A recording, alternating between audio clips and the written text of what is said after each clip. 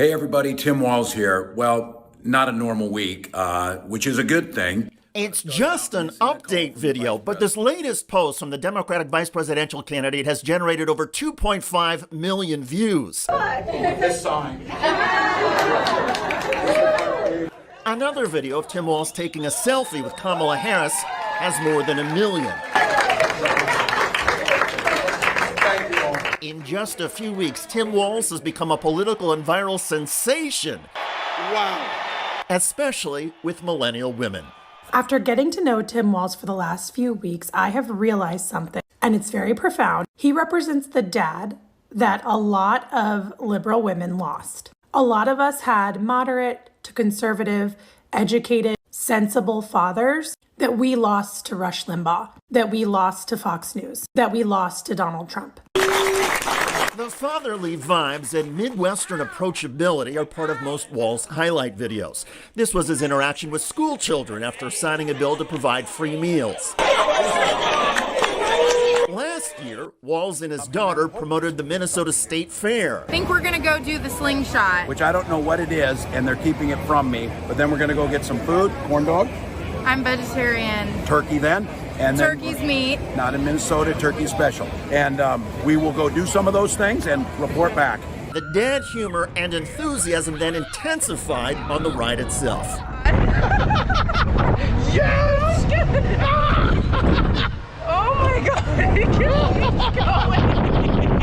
Yes! That was good. Good job, Dad. Oh, thanks, Hope. All right, Minnesota, it's worth it. But the Walz personality, which friends say is the same at home and at work, is more than just joy and a quick wit. Okay. By all accounts, Tim Walz is also earnest and direct. We can't talk about public safety without talking about guns, so let's have that conversation. I'll go ahead and put my credibility up against anyone on this issue. I'm a veteran and I'm a hunter.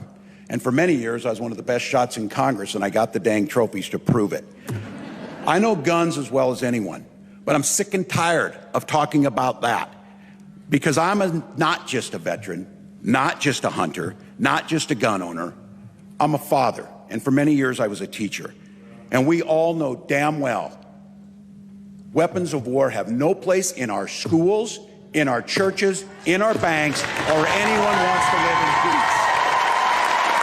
Many of those videos have been circulating in Minnesota for a while now, but they are getting another look, going viral and becoming paired with more recent clips of Tim Walz on the Harris campaign trail. It was just a few weeks ago when the Harris campaign confirmed that the Minnesota governor was one of a dozen Democratic leaders that she was considering as a running mate. The campaign encouraged Walz as part of his audition to make a string of media appearances. He did. And segments like this reportedly caught the attention of Harris herself. And I think what Kamala Harris knows is bringing people together around the shared values, strong public schools, strong labor unions that create the middle class, healthcare that's affordable and accessible. Those are the things. You look what they're talking about. They went right to division.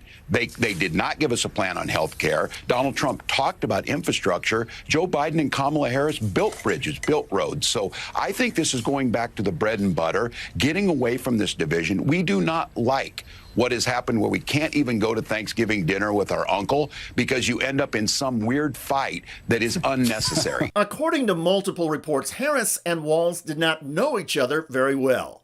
Although Walz spent 12 years in the House and another 5.5 years as Minnesota governor and was beloved by lawmakers in both parties, Harris apparently only knew of his reputation. Harris told aides that when she interviewed Walz, they clicked, and that Walz made it clear he did not have presidential ambitions and would do whatever Harris wanted, big or small, high profile or not, as running mate and then as vice president. And never mind Walz being willing to play a supporting role, Harris reportedly told aides that she liked Walz a lot. And so, Walz got the nomination, and since then, Walz has been willing to serve the traditional role of attack dog against the other party's presidential candidate and Trump running mate, J.D. Vance. J.D. Vance literally wrote the foreword for the architect of the Project 2025 agenda. And I got to tell you, I can't wait to debate the guy. That is, if he's willing to get off the couch and show up. So, You see what I did there? While that line has received the most video views of any since Walz became Harris's running mate, every rally and appearance has produced moments and lines that have gone viral. In Arizona, when Tim Walz spoke about Donald Trump, the crowd shouted, "Lock him up." Walz then ad-libbed and responded with this. Goes. Better yet, beat the hell out of him at the ballot box. Beat the hell out of him at the ballot box. Determination and sensibility. Those are the adjectives that often come up when voters are asked about Tim Walz. Other voters say authenticity. And that's been on display when Walz has spoken to crowds, particularly out west, about his struggles trying to get used to the heat. Now, I know some of you spent the week Googling Minnesota a little bit and to figure out who these Minnesotans were. Here's the one thing I can tell you about us. We spend about half our lives talking about the weather. It's what we do. So I want to say thank you to all of the people since I've been here to remind me that it's a dry heat outside. Dad humor, totally. But for Tim Walz, it works. He's like the upbeat uncle or father figure who will happily teach you how to change the tires on your car. Several women have said that Walz is that older guy at the bar who will step up and defend you from the aggressive weirdo who's trying to spike your drink. We respect that. That perception of Walz ties in with one of his signature campaign lines. You know what makes society work best? Is when you learn a golden rule. Mind your own damn business. Mind your own damn business. We don't need it. There is something else about Tim Walz that is getting a lot of attention from political analysts. The governor has a unique ability to move policies away from the traditional left-right divide and get people to agree on what is the best thing to do. He has a way of taking ideology out of policies and making them seem like things Americans can get together on. Walz himself has used that to move to the left on several issues where he was previously more conservative.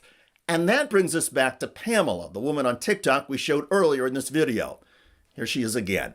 I get thousands and thousands and thousands of comments about how being a liberal white woman is the worst thing that someone can be, how I'm a disgusting, ugly Karen, and every now and then I'll get a comment from someone that says, "I bet your dad doesn't even love you." And even though I know my dad loves me in the only way that he can, I know that my dad feels the exact same way as all those other weird men in my comments. And seeing Tim Walz, seeing that he was an educated conservative that saw the party getting weird and changed his mind, shifted his mindset, and now he's this altruistic character who does the slingshot with his daughter at the fair. He's just chill and normal and kind and sensible. He has empathy. He represents all of those qualities that were stripped away from my normal father by this cult. And it makes me sad to see him, because I think, what kind of person would my dad have been if he didn't fall victim to this nightmare? The emotional connection that many voters have with Tim Walz and the Democratic ticket is real. No matter how you explain it, Tim Walz has captured political lightning in a bottle.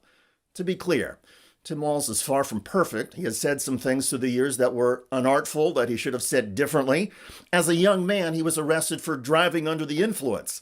But those imperfections also make him even more relatable, especially to people who see Walz as a sort of father figure. Political scientists will tell you that vice presidential picks usually have very little impact on who wins a presidential election. But don't be surprised if Tim Walz proves to be the exception to that rule. I don't need you telling me what books to read. I don't need you telling me about what religion we worship. And I sure the heck don't need you to tell me about my family. We're just getting this thing started, but it is off and running. So follow along, get involved, make an effort to talk to somebody about a positive vision of this country that we all know is there, and we'll see you out on the trail. To be clear, we will be seeing a lot of Tim Walz. The internet and social media will guarantee it. By the way, Donald Trump is now getting taunted at his own golf courses. Donald Trump loves golf, but at his course in New Jersey, he probably doesn't love this. Attention, Bedminster golfers, Trump cheats. The billboard and another one next to a Trump course in Florida come from psychopac.org, an anti-Trump organization running ads like this. Donald Trump has never, ever been right in the head.